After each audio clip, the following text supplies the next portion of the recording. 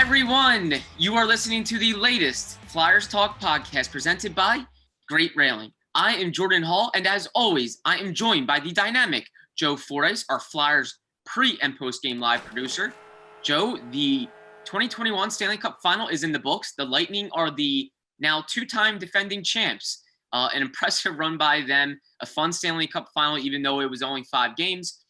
And now we truly shift gears toward next season.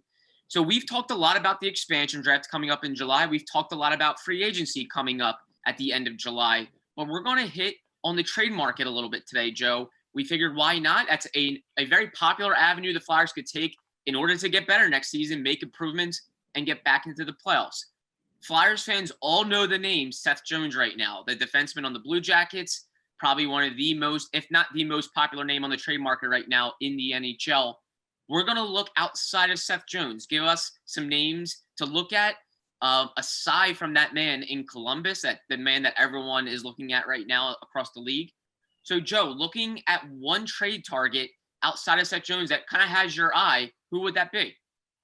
The guy I would go with is John Klingberg. His name came up back during the season around the trade deadline. The Dallas Stars are right up against the salary cap. And they know down the pike that they have to pay Miro Heiskanen, who has just been a breakout defenseman for them. He's going to have to he's due a major payday. So they're trying to offload some money. And John Klingberg has been one of their top defensemen. He was their top defenseman. You know, before Heiskanen, he was clearly their number one defenseman. And he has been for a number of years. He's still 28 years old. The thing with Klingberg, and this is similar to Seth Jones, is he only has this coming season on his deal. And then he's on a restricted free agent. So if you're going to mortgage any assets that you feel good about, you probably want to work on an extension with a guy like Klingberg. So that's not only putting together a package, having to clear space for him. It's also about extending him, because I don't think you want to give up prospects and have the chance that you're going to lose out on everything after one season, because I don't think the Flyers are approaching this season like they're a Stanley Cup contender this coming season. And I think it would be a mistake to approach the season that way. That's not how the teams that win the Stanley Cup approach seasons. So if that's the case, what's the point of trading for a guy like John Klingberg unless you're going to extend him and he's going to be part of your future? Now, Klingberg is the past few years, he has kind of improved his defensive game with each year. He used to be your prototypical offensive defenseman. He's become more sound. I'm not big on the analytics, but I know the analytics are a lot more friendly to a guy like Klingberg than they are to Seth Jones. And that's because of the improvements on his defense, on the defensive side of his game. And, you know,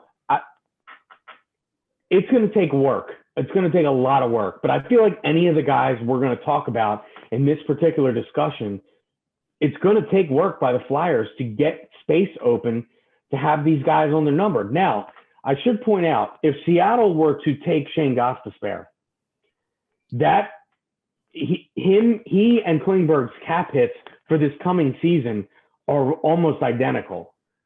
So that's one thing to keep an eye on for sure. So again, it's going to take major work, but I think the Flyers need major work. Yeah. And they need to approach this offseason like they do have to make wholesale changes. There are wholesale changes that need to be made. Now, how Chuck Fletcher is able to find a way to make those changes, I think that's the challenge, because in any of these trades, you're probably going to have to give up prospects, because the guys that make a lot of money on the Flyers all have a lot of term left on their deals. And I don't think teams at this, coming out of these two COVID seasons, I don't think teams are going to be lining up to take on a lot of term. So you might have to part with a guy like Morgan Frost or a Tyson Forrester, guys that you have high expectations for. also guys that don't make any money. So you're going to have to be creative on a second part to be able to fit the part you get by dealing with prospects away. So it's definitely a challenge, but if the starting point is Seth Jones, you're already in the mode that we're going to offload money somewhere else. And if it's not Seth Jones, I'd have my eyes on John Klingberg for sure. Yeah, John Klingberg certainly seems like a pretty decent plan B. Very similar to the caveat with Seth Jones is, like you said, Joe, he can be an unrestricted free agent after next season. And that's the big issue with Seth Jones is the Flyers and any team that may be interested in him, they want to think and believe and hope that Seth Jones wants to stay here long term and that he's not just coming here for a year and then ready to hit the market on restricted free agency. That's because he's going to require a haul, and a team does not want to give up a haul for a 1-year rental where the guy says, hey, I'm here for 1 year and now I'm going to hit the UFA market and see what I can get. He needs to be interested in staying here long term if teams are really going to give up what the Blue Jackets want to get Seth Jones. You think he could slide in pretty nicely next to Ivan Provorov, Joe? Absolutely. I think he absolutely could, and I think it'll enhance both guys' games. We've seen Provorov excel with another solid, really good defenseman next to him. Brought out the best, as it does as it would for any player. So I think he would be a perfect fit for the Flyers.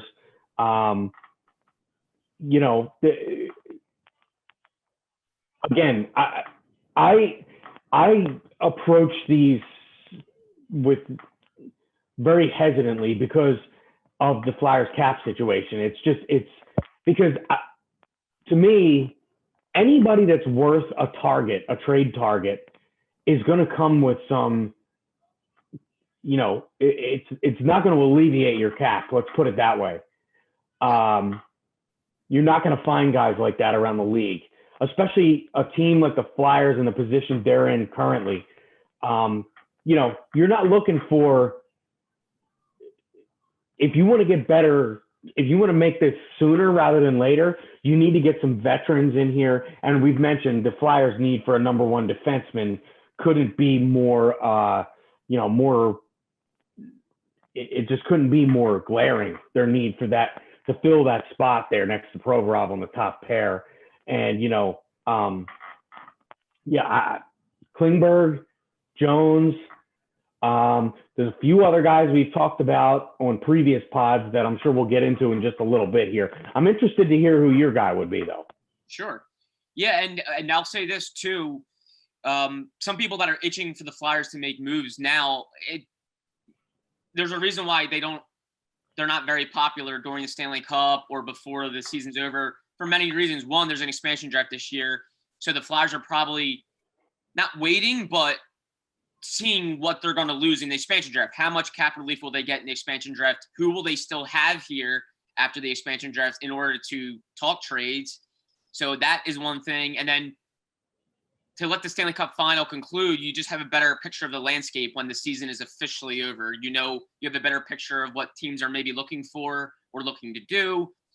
A lot of times, sometimes you sign your RFAs first because it gives you a better picture or a better look at your cap picture after you deal with your RFAs first. And then before you get into free agency, you just have a better idea of what your overall outlook looks like on your roster and your cap situation. That's why these things can take a little bit of time. They get kind of deeper into the off season and into July, obviously this year, for trades to kind of go down.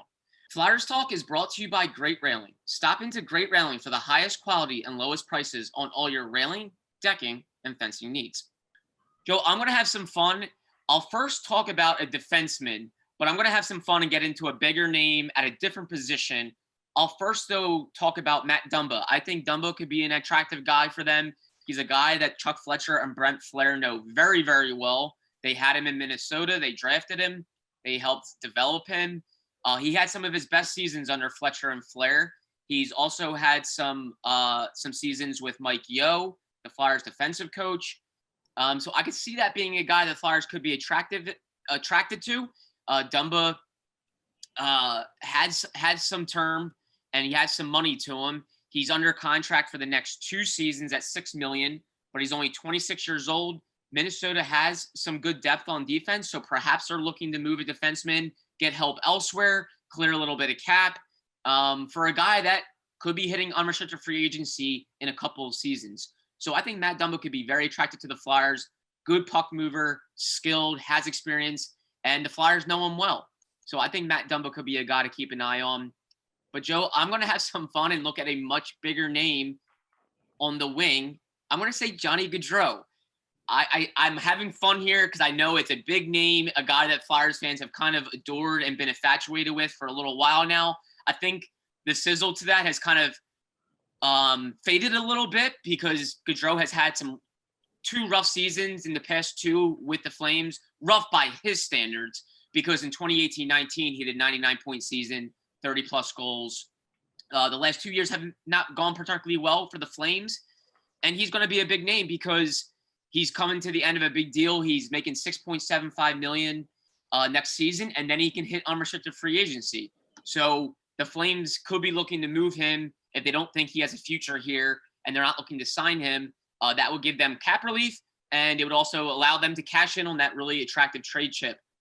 Why I would like Johnny Gaudreau for the Flyers, one, I still really like his age. He's only 27. I believe he turns 28 at some point going into next season. I still think there's a lot of good hockey for him. I think he needs a change of scenery. Why not Philadelphia? He's from that area. As we all know, he's from South Jersey. He's from the area. He knows the Flyers. Coming home could probably do a lot for him in terms of rejuvenating him. And he played with Kevin Hayes in college, and they had dynamic season together when they were at Boston College. They played on the same line. I think that's a guy that you can make really happy by bringing him to Philadelphia. You could also make Kevin Hayes and some others around him very happy. And you could probably get a sense that he will want to stay here. If you get him for 1 year, and then obviously he can hit unrestricted free agency. But I think there's a lot here in Philadelphia that would make Johnny Gaudreau happy, want to stay, want to re-sign. And I think most of all, it would really, really excite the fan base for so many reasons. And I think it would help them score goals. It would help get the team. It would help many others on the roster, including Kevin Hayes, one of your prized guys. And also it would just totally bolster and excite the fan base, get people excited going into next season. So that's my fun pick, Johnny Gaudreau. I say, why not? Yeah, Jordan, so the last thing you hit on there is the thing I'll comment most on. He's a Salem County native, Gloucester Catholic. Johnny Gaudreau would sell tickets. Yeah. And I feel like John Klingberg is not going to sell tickets. I don't know that Seth Jones is selling tickets, maybe a few. Yeah. But Johnny Gaudreau, I can tell you, is selling tickets. Mm-hmm. And, you know, that really is a big factor in this. Now, and, you know, we're here on the East Coast, so we don't hear a ton. But over the past couple of years, it kind of seems like there was something bad about the vibe of that Calgary team. Yeah. Those guys all got benched, if you remember, a couple of years ago I think they showed up late for a practice, late for a game, something like that. And it just seems like they have a bad mix of guys. They have a ton of guys that are talented on that team. Sean Monahan. We know that Mark Giordano has won a Norris Trophy there. But for some reason, they cannot get it together. And we just heard drips and drabs of, I don't know if I want to say character issues, but character issues when it comes to the play, not like legal stuff, but stuff in terms of like what kind of teammates some of these guys are, and kind of you know, I know that they clashed with some coaches out there, and you know, maybe it's time for a change of scenery. You hear it's cliche in sports that sometimes a change of scenery makes all the difference in the world.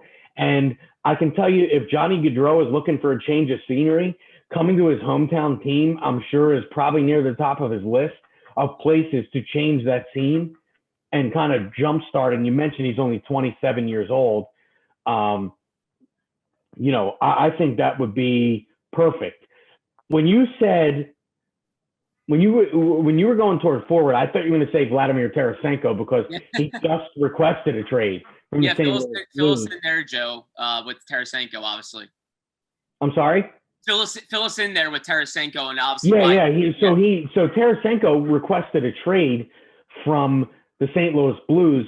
He's been off injured the past few seasons, and he apparently has some problems with the medical staff out there, which kind of makes sense.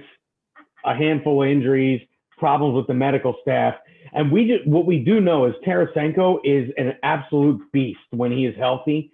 When a guy's nicknamed Tank and plays on the first line of a team, I think that's a guy you would want on any team. Again, that's going to take a lot of work. The contract isn't small. None of the contracts are small for these guys we're talking about. That's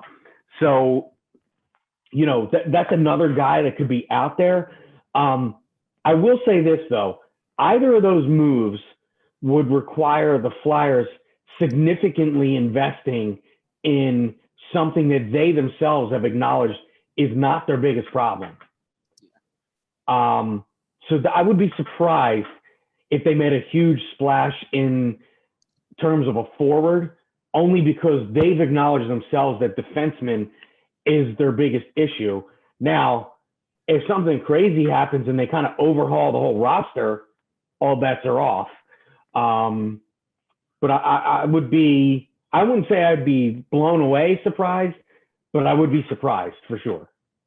Yeah, and the Tarasenko news was a report by The Athletic by Jeremy Rutherford, who is the Blues beat reporter. He came out and reported that Tarasenko was requesting a trade, why he wants out, possible destinations, all that stuff. So, yeah, just another guy, Joe, I think to throw into the mix. Why not talk about him? Like you said, I wouldn't rule anything out with the Flyers. I really wouldn't. But as you mentioned, there are caveats with these because when trades, you have to give up to get something. And the Flyers are going to have to bite the bullet and perhaps part ways with prospects, perhaps part ways with guys in-house on their roster. And they're going to have to make space for these guys. Johnny Gaudreau is a fun one, and it makes sense in a lot of ways. But, of course, they're going to have to give up a ton for Johnny Gaudreau. I don't even know where to start with Johnny Gaudreau if they were to acquire him. But I thought it was fun, and it's a guy that I think gives the Flyers something they lack, and that's elusiveness, playmaking, quick, fast speed that they need, guys that can just go out and flat out make plays. I think they lack a little bit of that. And it's an immediate injection of juice into the roster. As I said, the fan base, they'll want to see him at camp, how he looks in the preseason games. They'll buy tickets to come out and see Johnny Hockey. Yeah. They will. And that's a huge draw for this franchise right now because, I mean, I think a lot of the concern around the Flyers is that maybe things have gotten a little bit stale. It's been the same core here for a long time. Here's the problem, I'll say, though. The Flyers need to unload cap.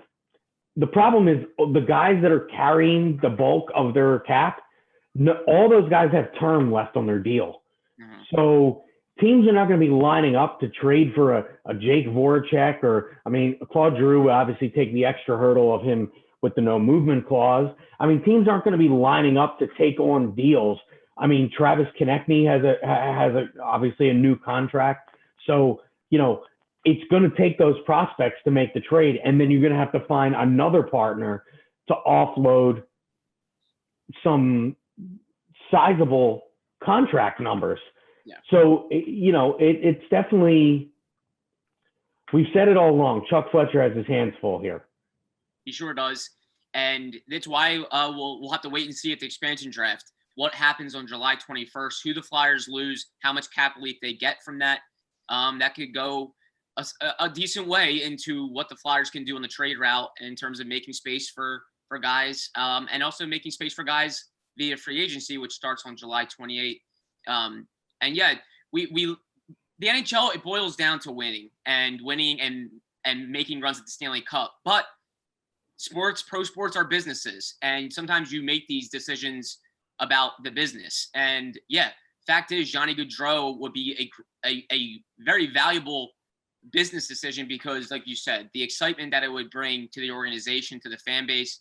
Not only would he sell tickets, but jersey sales, things just across the board that would really do a lot to a fan base that grew very frustrated this season, is very frustrated right now. There was a lack of action last offseason, and they want to see action this offseason. Johnny Gaudreau, I think the Flyers would hope would be worth the risk of giving up what they would have to get to get him. But if anything, if it would result in a playoff run and Stanley Cup runs in the years down the road, one thing is for sure is it would build excitement and certainly get people back on board and back into Flyers hockey. So that was a fun one I saw. And I think Johnny Gaudreau is going to be a really popular name come the start of the season. If he's not moved this offseason, his name will be really, really out there. We'll see how he's playing. And his name will be a real popular one throughout the season leading up to the trade deadline as well, just given that he can be an unrestricted free agent and there's a payday coming. So, well, Joe, as we know, a lot of key dates in July, and the trade market will be a popular thing for the Flyers too. But first, the expansion draft, July 21st, free agency on July 28th, the entry draft on July 23rd to 24th. And of course, we will always have our ears and eyes peeled for trades. Something the Flyers could do this offseason in order to get back into the playoff contention and playoff conversation next season. Well, Joe, fun as always talking to you and talking trades. Always a fun topic. And as we know, that will be one way for the Flyers to get better, along with key dates across the end of July. The expansion draft coming up where they're going to lose a player but possibly get cap relief. The entry draft on July 23rd and 24th, well, they'll get some new prospects. And, of course, free agency opens up on July 28th. So plenty of ways for the Flyers to get better, and we'll have our eyes and ears peeled for all of those things. But great chatting with you as always, Joe. Thanks so much. A special thank you to Ben Berry, our podcast producer as well. And Flyers fans, as always, thank you for listening to the latest Flyers Talk podcast presented by Great Railing. Wherever you get your podcast, please rate and subscribe, and we cannot wait to talk to you next time.